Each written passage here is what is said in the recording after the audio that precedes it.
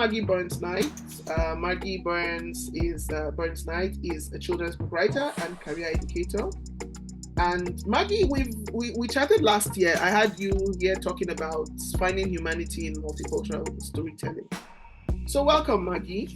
Today we'll be talking about Margy's two books, Talking Walls, Discover Your World, and Who Belongs Here. So Margy, I'm going to start with your first book, Talking Walls. So I like this short poem here by Robert Frost from Mending Wall. I think it's from his poem called Mending Wall. It says, Before I built a wall, I'd ask to know what I was walling in or walling out. And I remember that I think the inspiration for this book came from was it a poem you read or something? It was a poem I heard, yes. Okay, please talk to us about that. Tell us about you and then the inspiration for this book. So this was my first book. I knew nothing about writing books. I really just thought, I don't know what I thought. Okay. I just thought you wrote it in one day. Mm-hmm. I had no idea that it took years.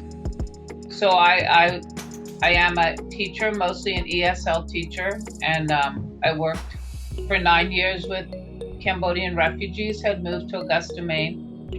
So we asked Dith Pran, whose story was told in the killing fields, to come speak, and for some reason he didn't make it. So we had 1,200 kids in an auditorium, and we needed someone to entertain them. So a man named Doug Rollins said, I will read poetry to them. And I thought, okay, you'll read poetry to high school kids. That will be to myself, good luck. And I had no idea. He was an amazing poet, and he read his poem, The Wall, about the Vietnam Veterans Memorial Wall. And I have no idea why this came upon me that day. In 1990, I listened to the poem and I thought, well, walls. We hear so much about walls. We hear walls coming up. We hear walls coming down. So the Berlin Wall had just come down. Nelson Mandela had just been released from his prison walls. We would hear about the Western Wall in Jerusalem, and it just popped in my head. You know, it'd be great to have a kid's book, like a geography book about walls around the world and stories they tell. And I turned to tell my friend Elizabeth, who was with me, and she said, really, do you write books? I said, no, I don't write books, but maybe I will. So that's how it started. I really had no idea what I was doing. I got a contract on an idea, which is very rare in children's books. And I had a team of collaborators that worked closely with me, including the illustrator who helped create the first book. So we basically had 2 talking walls, and then in 2014, about 8 years ago, 10 years ago now, we combined our 2 books and did some rewriting and editing, and then created an updated version of the books. So that's basically the story of my walls. Great. When I was reading the book, I was very happy that, because some of the, you said here 10 of our talking walls have been designated as World Heritage Sites to preserve them for future generations. I was very happy that at least I have visited one of the walls. That's the Wailing Wall in Israel. Oh, yeah.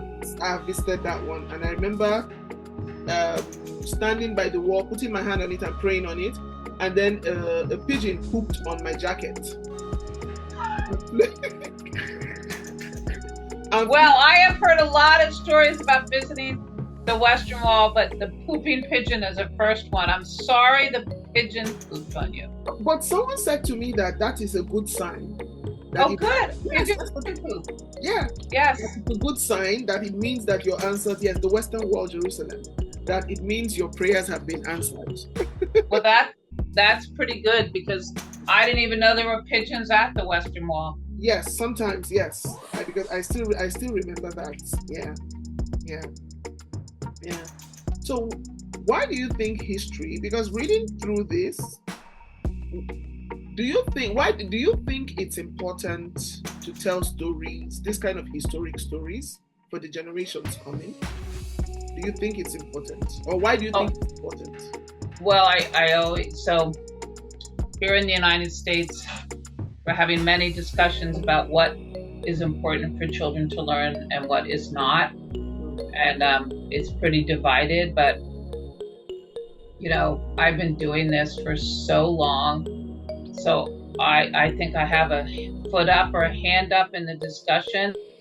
So when people say kids don't want to learn this and it's hard on them, I say no, that's not true. Because I've been in schools all over the world since about 1992 sharing on my books. Some of the topics are a little difficult. Some are festive. Some just tell a story about a dog. No kid has ever said to me, could you stop? This is really hard for me to hear this. They just want to know more. And the more connections they can make to how their world works, the more launching of conversations we can have, the more that we can show them other reading material to read, and the more that they're able to listen and absorb this information, it's the only way the world can sort of stay spinning on its axis, in my opinion. Okay. And I like the fact that when you wrote like these two books, one thing I noticed was, unlike children's stories where everything is glossed over, you were not afraid to touch on heavy issues. No. Yes. No, you can't touch on heavy issues. You have to tell the truth. And, I remember this in Who Belongs Here, but also in Talking Walls and all my books, even in Welcoming Babies, we have an incubator, and there was a big discussion that will really hurt kids' feelings. You need to take it out. And I said no, and I had to go back and defend my position. And even in my new book, Who Needs a Statue, we have the word lynching in it. And I know people are going to go, well, kids don't need to know that. But, it's part of the story, and you can't leave it out.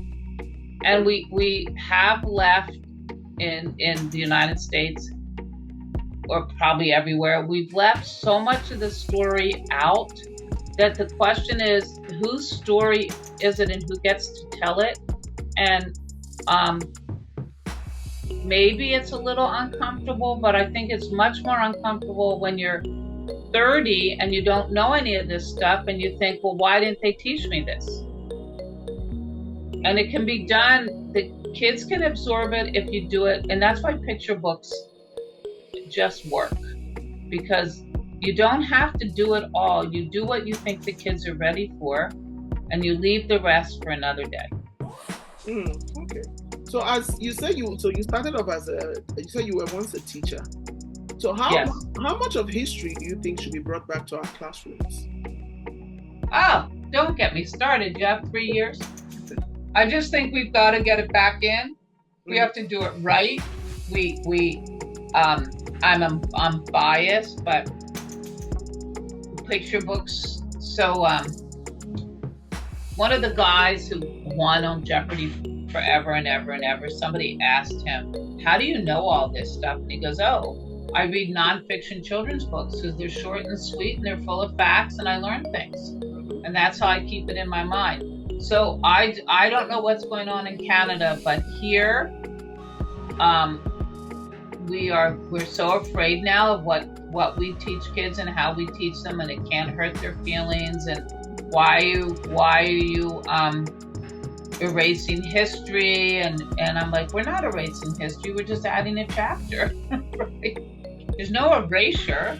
We're just adding a chapter that you don't know yet. So I think it's going to be a struggle. It's going to be a struggle to so even with Talking Walls, so I think it was right before COVID, maybe 2020. I was invited to a school in Maine on the coast. Third graders, I get there. I do my first workshop, which went really well because I have this very interactive talking activity I do with the kids. And the librarian came up to me and said, "Oh, that was really good. Thank you." She goes, "I need to tell you, I've been inviting authors into the school for 25 years, and this is the first time anyone's ever questioned." And I said, "What did they question?" "Well, we got 2 teachers whose parents came and said, well, what is she going to talk about? This is walls. It could get a little sticky." So I said, "Oh, so what did you tell the parents? Because I'm here, so you didn't ban me from your school." So I told the parents, I told the teachers to tell the parents that your books have been on the shelves since the 90s, and this isn't a new idea. And so you've been doing this forever, and don't worry what she talks about. So, and there's this really good children's book written by a French author. I don't have it up here. It's about a hedgehog. It's something, the chickens build a wall, but it's a parody on, so a bunch of roosters, they all got, a farm full of animals got really afraid because they're a hedgehog. So instead of getting to know the hedgehog and not worrying about the hedgehog, they spent all night building a wall. Hedgehog slept through the whole thing. The hedgehog woke up, he hadn't left yet, and they realized, oh my goodness, we're so ridiculous. But it's a great way to teach this thing. Through this French author only writes ridiculous parody books about real life situations, and this was somebody about a wall. But yes, I just think we all need to know. We need to know everybody's story, and we need to somehow balance it. And with all the information that we have, I'm stunned that there's so much in American history in the last few years that have come out in books or in movies. Like, I didn't know anything. Every year we get these new stories that people are brave enough to write. Well, we should already know all these stories. Yeah. I said, do you think teaching children through history helps build better adults?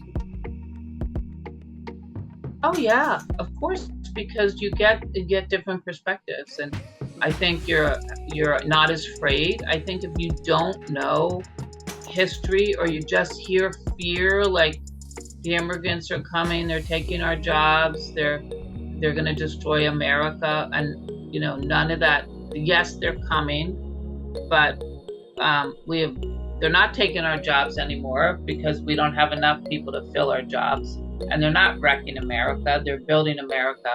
But if you don't learn any of that in school, like the balance, when you get to a certain age to vote or to get more information, I'm just so worried. Where are you going to get that information if you have no basic history?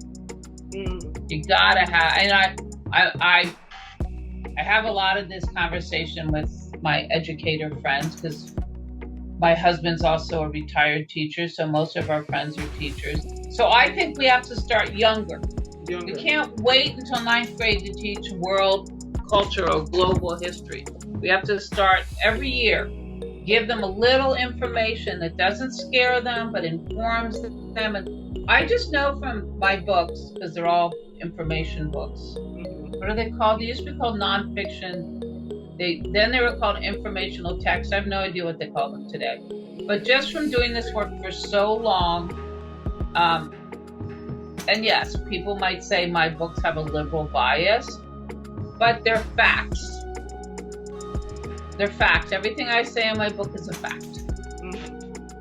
How I write about it may have a little bit of a bias, but so depending on who asks me about what I do, so if I know they're very conservative thinkers and think we're too woke and whatever, they ask me what I do. I write books. What do you write books about? I'm like, I write geography books. Oh, we just love geography. Geography is so important. What kind of geography books do you write? Walls around the world and how we learn geography. Oh, that is so nice of you to do that. So, but if I meet another group of people that have another way of thinking, I write multicultural, educational, social justice books. Oh, we love social justice. So there's a balance. So I can seesaw. You thought sounded like I had a posh name. So I can seesaw on both sides. Both sides. Because both I sides. just want people to use the books. I don't care how they if they want to identify them as geography books so I can get them into schools. Let's have some geography books. Okay. So in terms of children's books, like this kind of informational geography books, social justice books, how much is too much when telling a story? Because I'm gonna come to Who Belongs Here. Yeah. But how much is too much for children? Well, I think that's up to the reader. So when Talking Walls came out, a lot of people said, the Nelson Mandela story is too hard. I said, okay, well, what grade do you teach? I teach for second grade. Okay, well, if you think it's too hard for second graders to know about Nelson Mandela and spending all that time surrounded by a prison wall, don't use it. You choose if it's too hard for your students. But other teachers may think this is exactly what my students need to know. Now, we also have a Holocaust wall in this book, which is gravestones. So that one brought up a lot of when should that be used and when should that not be used and when do you start teaching the Holocaust. And so basically, I would ask teachers, so how would you use this book in second or third grade? And everybody's very different about what is too much and what is not enough. So I let, except for Who Belongs Here, none of these books really are a narrative where you have to go through the whole book to get the idea of the book. So you can have an experience on 2 pages, and if that's enough, dump the book. On Africa's Not a Country, you could go to 4 countries or 5 countries. If that's enough for you, don't read the rest of the book. So Africa's Not a Country, that was just about daily life. Yeah. So we just wanted American kids to see, the kids from the African continent had a daily life. And we did that intentionally because when we did Talking Walls, when we got to Zimbabwe, they would always say that's Africa. Where in Africa? Just, Africa. And I would turn to Annie, Africa's Not a Country. Maybe you should write a book for American kids to remind them that it's not all one big place. Yeah. So I think it's up to the teachers or the parents or the librarian or whoever's reading my books to determine what is too much. And because a lot of these are read aloud and the pictures are so brilliant and exuberant, I often show people how to use the pictures without using the text and then fill the text in later. Okay. If the kids want more information. Yeah, because here where you said when you're talking about Nelson Mandela's prison walls, education is the most powerful weapon which you can use to change the world. Because in sociology we say studying the past helps us understand the present and predict the future. Yeah. So education is not only in the four, because when you talk of education, people always feel it has to be within the 4 walls of a classroom. But education can take place anywhere. And do you think that studying and understanding history helps children appreciate other cultures or people different from them better? Do you think it gives them that? Yeah, I just think education, not only there are so many good books out there now. There are so many books about how kids live all over the world, how kids eat all over the world. There's this brand new book out about ice cream all over the world.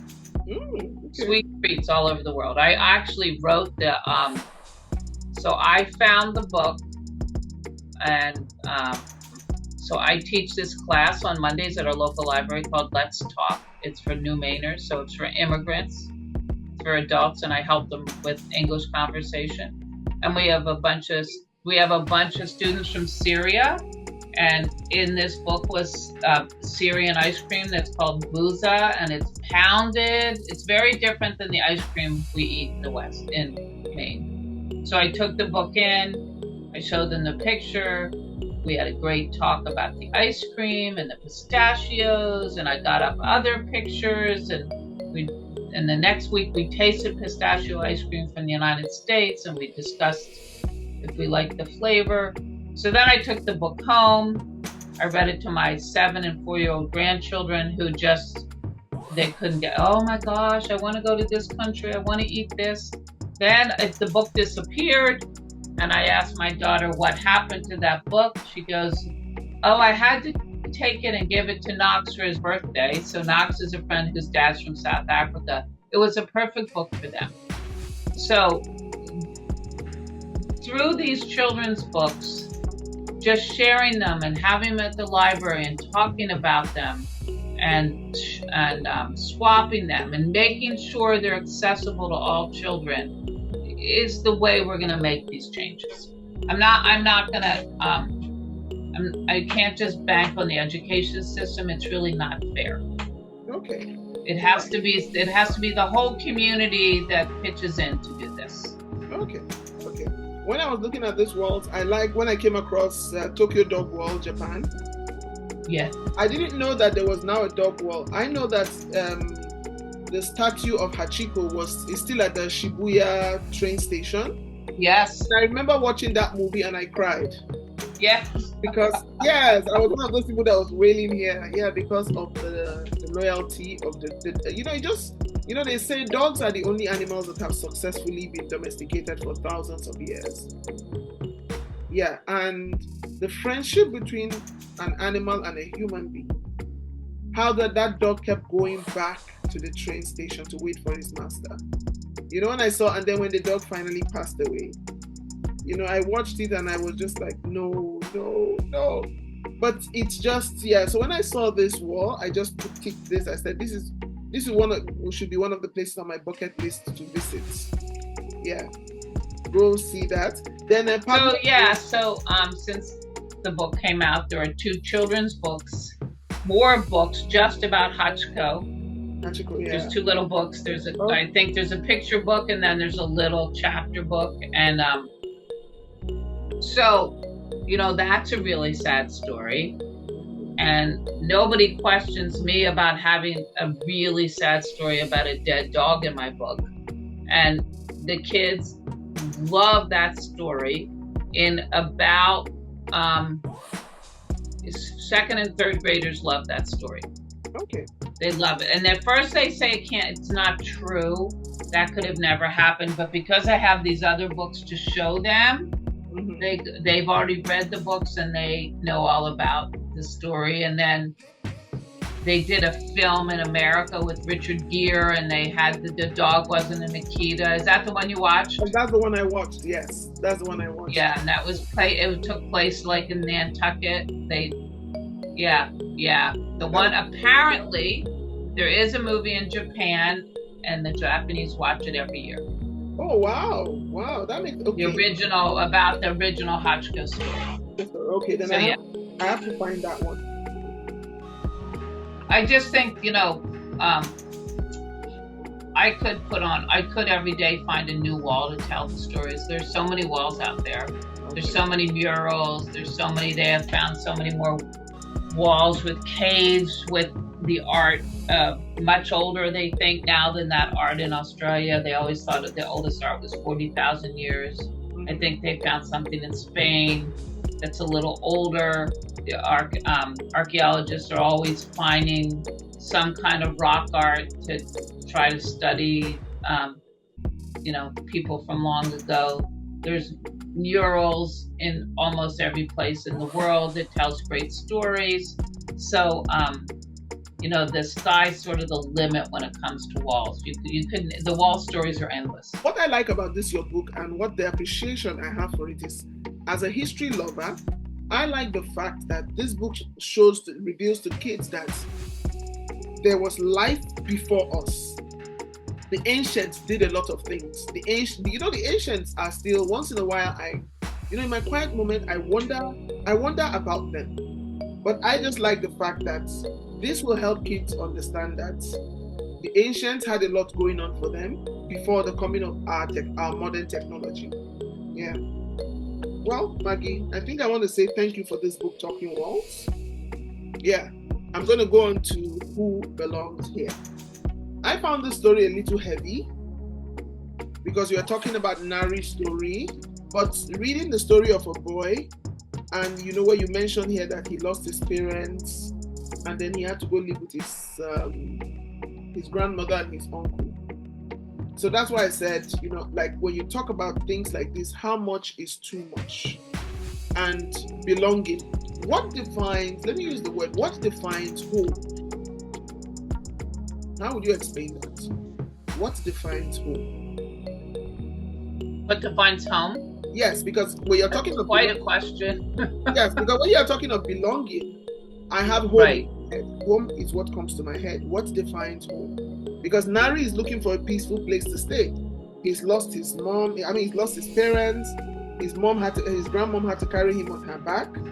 So yeah. So what defines home? And the illustration. That's why I said, how much is too much?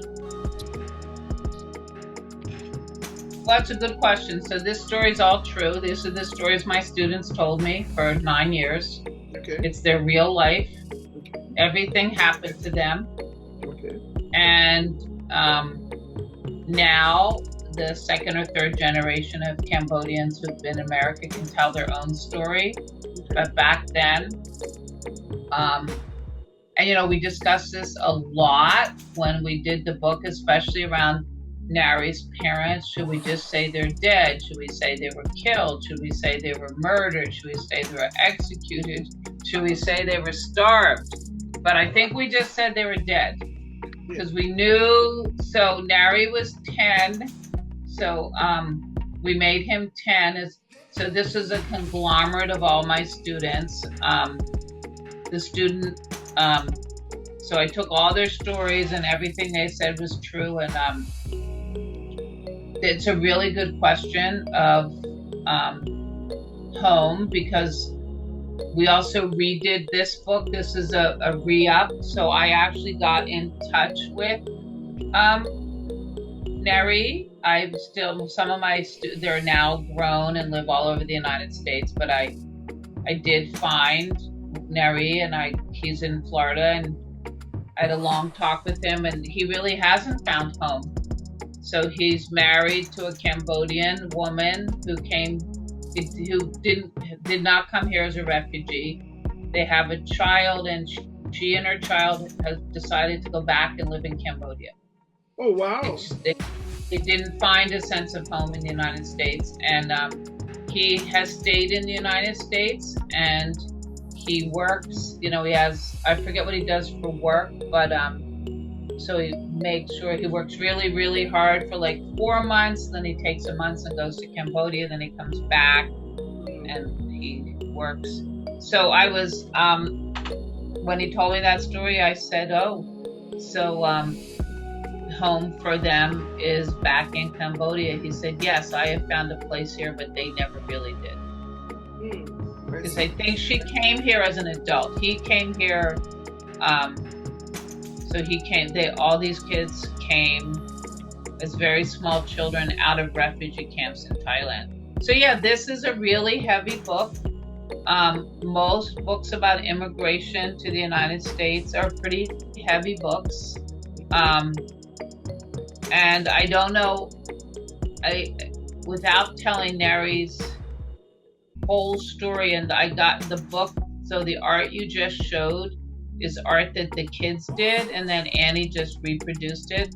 So they were all this is a funny story. So they were all in a 6th grade social studies class. They had to pick a country and write a report. Now their English wasn't very good, but you know, I wanted to see what they could do. Yeah. So they all picked Thailand. And lo and behold, they all wrote the first sentence, Thailand is a monarchy. There are about 3 or 4 of them. And I said, oh, that's so interesting, Thailand's a monarchy. What's a monarchy? And they looked at me, they go, oh. I said, oh, what? Well, what is a monarchy? You just wrote it down and you're going to hand it in to your teacher. So I just think you should know what a monarchy is. We have no idea. We just copied it down. I said, okay, let's take a step back. Do you really want to learn about Thailand? no, what do you want to learn about Cambodia? I said, what's the best way for you to learn about Cambodia right now? They said, we want to draw you pictures. So they spent about 6 months just drawing their memories of Cambodia and their experience coming here. And that's how I taught them English and the history of Cambodia and the art that Annie, and this is back, I probably wouldn't be allowed to do this now because there'd be some curriculum I had to follow. But this art is, Annie just reproduced their art. Yeah, So they did this art themselves. Oh, wow. Oh, So this is why the book's so heavy, because their lives are heavy. They drew these pictures, they were 10 and 11 years old, and they just spent hours, and then I sort of turned the pictures into a little chapter book, and we all wrote a story, and then I actually had it videoed, and we had a CD, and then we did another one called Coming to America, and that's what the whole book is based on, this project I did with them in school. Okay. So it's heavy, but their lives are heavy. Right? Oh, I see. Yeah, because I found this story heavy, and which also explained. You know, when we talk about belonging, it's, I find it quite interesting that people who seem to lay claim to America, that's the Europeans who came in and settled there. I wonder if they lay claim to America because if I look at the history of discriminations, it's still against the Europeans who came and settled there. That's the Caucasians. They did the same thing with the Negroes that they brought in as slaves. Did that with the Italians that came in. Did that with the Mexicans. And I'm wondering, how are the Native Americans supposed to feel? The owners of the land. How are they supposed to feel? Yeah. Oh, they don't feel good.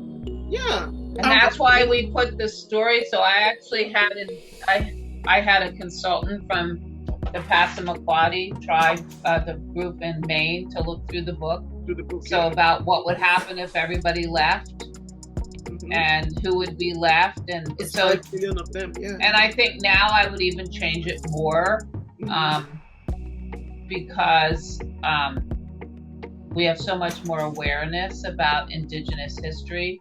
So yeah, I think the whole idea of who belongs here and the belonging, and so now I'm back teaching refugees, asylum seekers every Monday, and But I like this photo. I like that this photo shows what immigrants have brought into the country.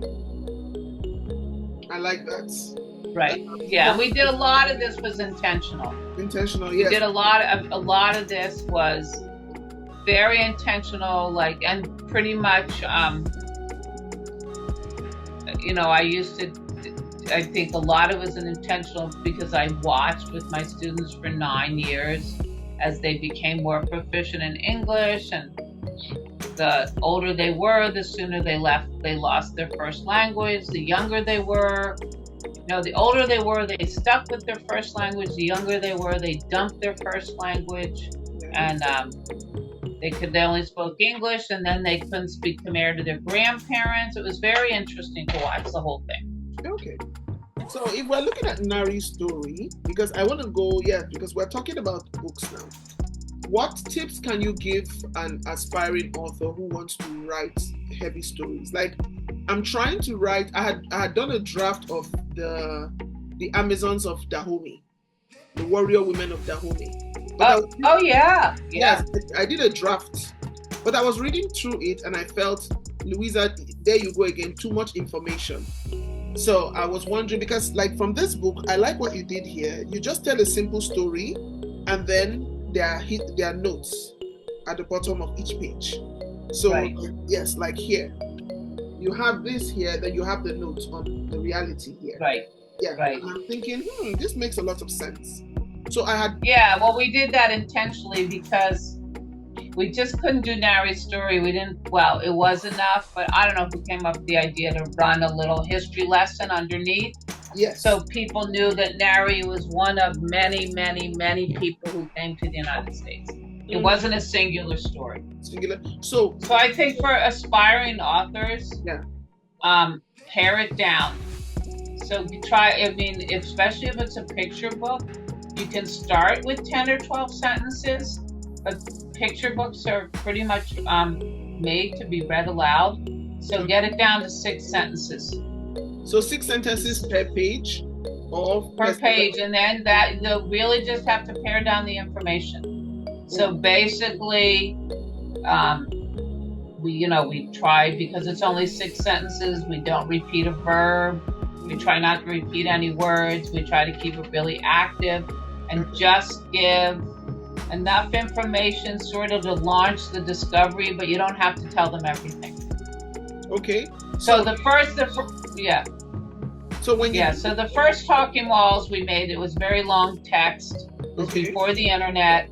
But when we redid Talking Walls in 2014 or whenever we did it, I was very clear with the editor, who wasn't always happy with me, that I'm going to pare the book way down, because if the teachers want to use it as a read aloud, 6 sentences is enough. And he said, but can you get all the information in 6 sentences? I said, it's a new dawn, it's a new day. The purpose of the book now is not to give all the information. The purpose of the book is to launch a discussion so they want to go find out something else. So if you're writing this book on the Amazon women, you don't have to tell them everything. That's a problem I have. I struggle. No, you don't have to tell them everything, because if all you want to do is get them so interested that they'll go, oh, I'd like to learn more about that. All they have to do is Google it. Kids have told me, I don't know why you write these books. I could just Google this. Really? Yeah. Wow. Yeah. Okay. I go, well, I wrote it so it's easier for you to access it, but you could probably go Google something else. So read one of my stories, ask what else I want to know, and go Google that. Okay, that makes a lot of sense. Okay. So the whole idea is, when you write nonfiction for kids, you don't give them everything. You just give them enough to get them interested. Okay. And with our new book, we even pared it down more. I mean, the illustrations are, I sent it to you, but the illustrations, we have Alex Delanois, is an Haitian American from New York City. He did the illustrations, and they're just so brilliant and so vibrant that we just wanted the text to sort of really celebrate the illustrations, and you don't have to give too much information, because they can just go get more. Okay, and does the word count? It doesn't have to be heavy text. Okay, does the word count matter? Yeah, and I don't know what a word count is for. Yeah, just narrow. Just start. Put down everything you want on the piece of paper, and then just start paring it back, and read it aloud. So everything I write, for this new book, I have to still edit with paper, so I'd have to print it. I don't edit online, but I would print it and I read it aloud, and it's what I heard. I'm like, oh, you could get rid of that. You could get rid of that. You could get rid of that. And then I would just pare it down.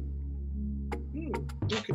Because the younger you can read, picture books are really for young kids. The younger you can make, even if the text is a little sophisticated, and it's for, like, my books, except for Welcoming Babies, and maybe Africa's Not a Country, they said, oh, the text is so sophisticated. It's really not for little kids. I said, well, the pictures are for little kids. So don't use my text and just use the pictures. Use that and use the text later. Or you read the text and use something from the text to help them know more about the picture. Okay. From books you've seen, what are some of the things you wish authors could do differently when trying to tell nonfiction stories? Well, I just wish there were more nonfiction books. I think it's really hard not to be didactic in nonfiction, because the whole purpose of nonfiction is to teach. So it's really hard not to just lay it on in layers, like you need to know this, you need to know that, you need to know this, you need to know that. But every week I go to our local library and I get about 30 books out to read to my grandchildren. And I always look up, I always take the new biographies, nonfiction biographies about anybody, just to get a sense of how these books are being written. So if you're doing a singular story about one person, of course you have more text.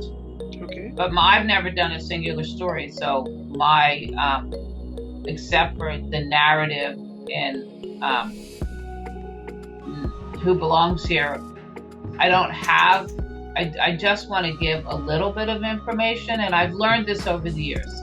Because at first you research for so long and you work so hard and you learn so much about this place or this statue or this wall. You want to, of course, you want to write it all down. And I think writers really need to work very closely with their editors about this and their illustrators. Even though most illustrators and writers don't work together, but because it's a pairing, they really have to work. The illustrations, it's called an illustrated book for a reason. It's called a picture book. It's not called a word book. So the words are sort of an afterthought of a picture. They support the pictures. Okay. And for years I work a lot with Annie, the illustrator of my books, and she said, "You're so funny. You go in there and you almost like promote them not to read what you wrote."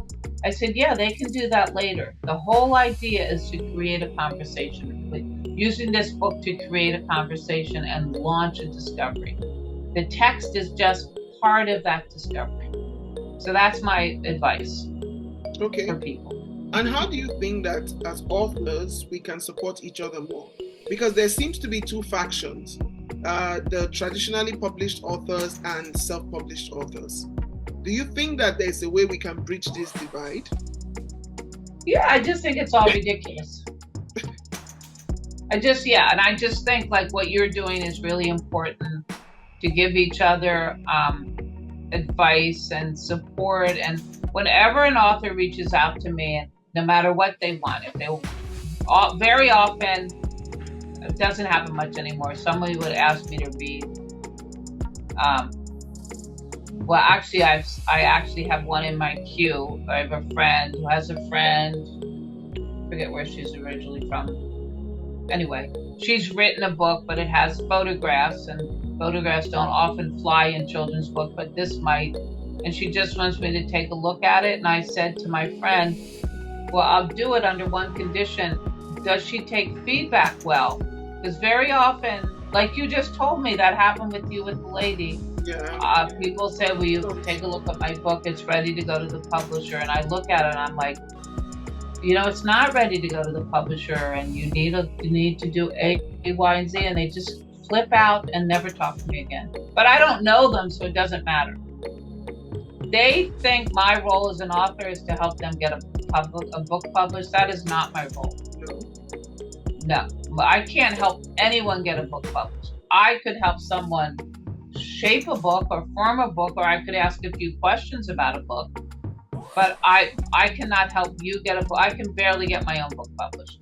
I can give you suggestions like I just did. Go to Africa Access, learn more about the CABA Award. I think your Christmas book, it's a holiday book. It will sell every year for the rest of forever. If you can figure out a way where to put it, to get it on the shelves. People are probably already thinking about Christmas. And if I saw a book called Christmas in Nigeria or whatever, I would pick it up immediately. Because I celebrate Christmas, but I always like to know, and we do have the Swedish story and the Finnish story and the German and the Dutch story, but we don't have much outside. We don't have much outside that. Oh, we know it's hot in Australia, but yours really goes into great detail. Yes. I try to do that. I try to get books into stores, but I realize that you need to it's easier if you print the books and then you deliver it into the stores yourself. Right. But since I printed via Amazon and Ingram Spark, that's a bit tough. So it's mostly on Amazon. I noticed that when I track the purchase, I notice people are buying from different countries, and I don't know who they are. Yeah, I just think you should, starting in October, maybe you should really, on Instagram or however you do it, really push this Christmas book for everybody. Yeah, I think I should. Because it's very universal. I'm sure your rice book is really good too. And food, there are so many books now around food around the world. It's not me, but if somebody was really savvy, they could teach a class. You could learn so much, even to grown-ups and their kids. Like, come to this cooking class, eating around the world. We'll make all these recipes, and you'll go home with 10 children's books. That makes a lot of sense. I mean, that somebody should pitch that to a children's museum or some place where they're looking for new ideas.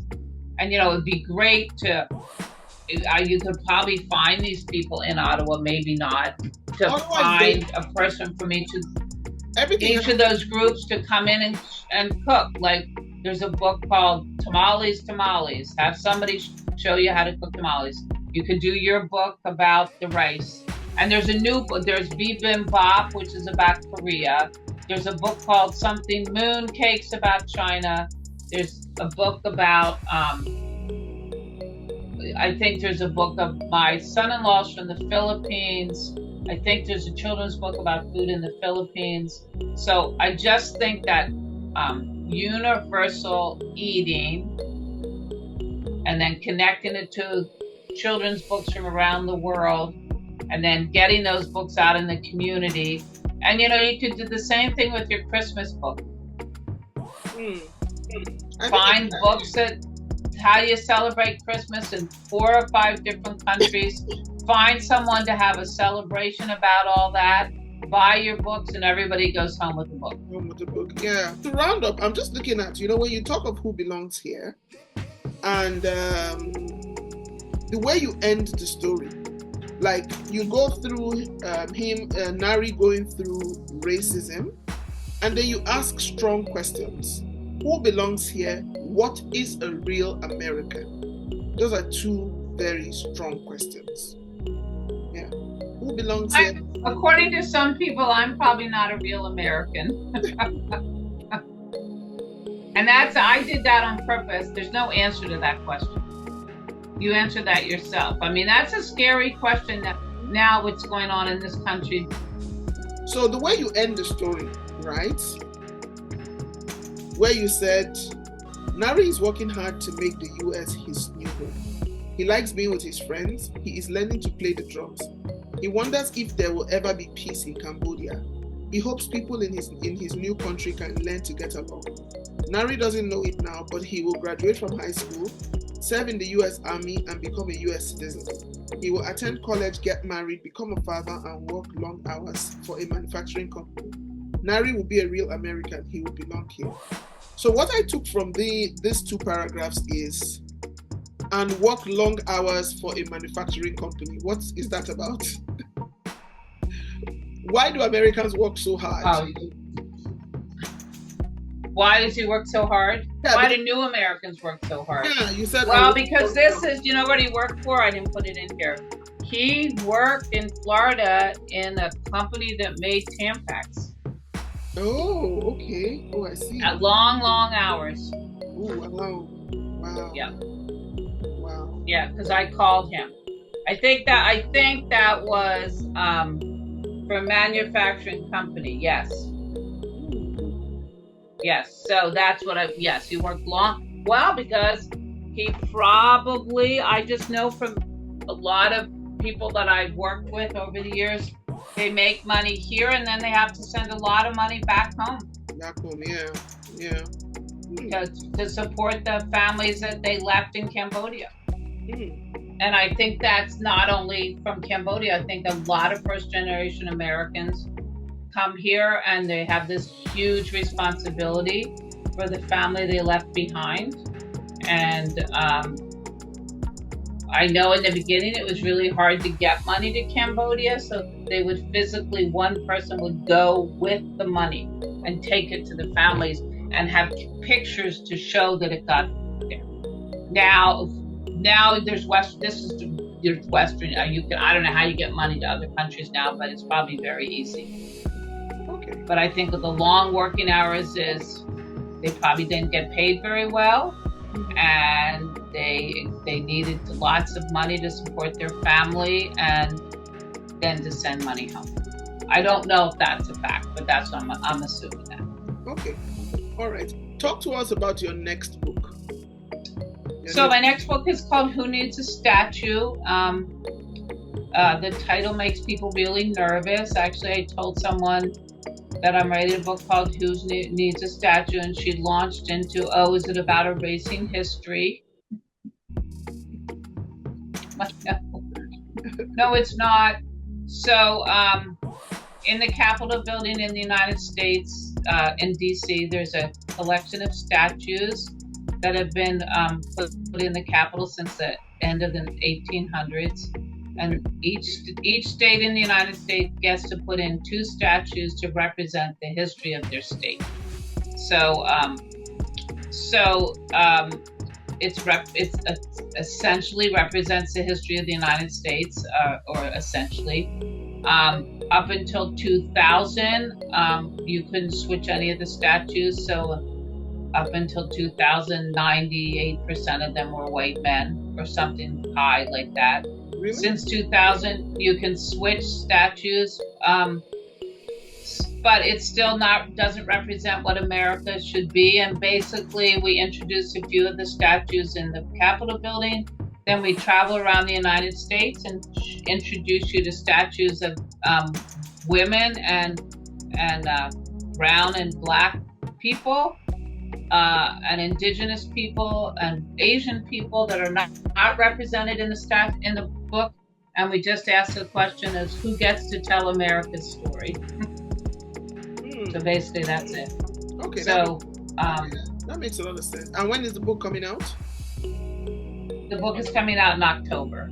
Okay. So for example, up until maybe it was 2023. Yeah, because I wanted to go. So in 2023, a statue of the first person to represent the African American group was dedicated in the Capitol building. So until 2023, none of the stories were through the lens of an African American. Oh, wow. Okay. So there's 100 statues, 12 are women, and 9 are people that are not white, but some of them are women. Okay. So there are no black men. There are no black men statues. There's no Asian men statues. It's very interesting. So we just introduce the reader to these extraordinary people. We don't say, so you got to put. It's a great geography book because every kid in the United States could just say, what are the 2 statues from our state? Let's talk about it. Do these represent our story? Some kids might say yes, some kids might say no. They could just go do some research. Who else? What other stories could we tell from our state? And I'm not telling anyone they have to switch up the statues. And I'm not telling anyone to erase history. But when the book comes out, you just wait. They are gonna rip me. They're gonna rip me apart. I'm ready. Yeah. I'm not saying that. It's very simple. We ask very simple questions. We introduce people in America that we should know about, and we don't know a thing about them. They already have statues. Some of them will eventually get statues in the Capitol building, but one kid said, until it's 50-50, I guess we have to keep working. I said, yeah, it should be. I mean, it should be representative America. So I went down there. I went on a tour. I don't know when I went on a tour. Maybe I can't remember when I went on a tour. Maybe right when I thought of the idea for the book like 20 years ago. I remember going on a tour in the Docent Saints, and I looked around and I thought, holy crap, there's a lot of dead white men being represented here. And I think they had just passed the law. And the docent said, we realize that this does not at all represent American history. And I'm like, really? No, that's amazing. You just realized that. Because I think we just wear these lenses, and statues are sort of like walls. They don't do much. They just stand there. But it's a great way to tell a story. They're not very exciting, and they're very expensive. And somebody said, I don't think there should be any statues. I think statues are really ridiculous. I said, oh, well, tell me more. I think all statues should come down, and that would solve the problem. I said, okay, thank you for sharing. Yeah, exactly. I know Canada has some great statues. Don't you have a statue of some women in Ottawa? 5 women. Yes, we do. Downtown Ottawa. I know. They're there. That's a great story. Yeah, women inventors. I think they were all inventors. And, yeah. Canada has some great statues. Yeah. So anyway, the book will be out in October, and it's being printed in Canada. And as soon as I get a copy, I'll send you one. Okay, thank you. And where can people buy the book from when it's out? Well, I guess you can buy it from bookshop.com. You can buy it from Amazon. Okay. And I guess you can just pre-order it right now from your local bookstore. Okay, all right. Thank you so much, Margy. Would you like to present part of your book to us, maybe Talking Walls or from Whoopi? Now, I think I want Talking Walls. Who Belongs Here is a bit too heavy. I think I want something from Talking Walls. Would you like to read any of the stories from Talking Walls? Oh, you want me to read something? Yes, from Talking Walls. Yeah. Okay, I will read the story from, well, you know what? Read Great Zimbabwe, because that is where because of Great Zimbabwe, we got Africa's Not a Country. Okay. So I'll read Great Zimbabwe, you want me to read the whole thing? Yes. Built by the Great Zimbabwe, built by the ancestors of the Shona people, the city of Great Zimbabwe in southeastern Africa grew to enclose nearly 3 square miles within its circular walls and was home to almost 18,000 people. Zimbabwe means stone closure in the Shona language. Skilled masons shaped and hand-trimmed gigantic stones to build tapered walls and towers with no mortar. Construction began 1,000 years ago and may have continued for 300 years, but the city was later abandoned, perhaps because surrounding natural resources were depleted. Today, the ruins are open to the public. The use of the central tower remains a mystery. 30 feet tall and 18 feet across at its base, the tower is solid, not hollow. Was it a sacred harvest? Was it a sacred place to honor the harvest? Initially, I thought it was built like a silo, like these things for storing grains. But when they explained here that it's not hollow, so now it's left me wondering what it was built for. Yes, nobody knows. Nobody knows. Wow. No. Well, they're still studying it. They're still studying it. Oh, wow. And the good thing with this book is it got me. I found myself going back to Google some of these places to see what they look like. And I also saw the Canadian museum. I know one time I took the tour bus, but I didn't get down to walk in to look at it. I've driven past the museum many times.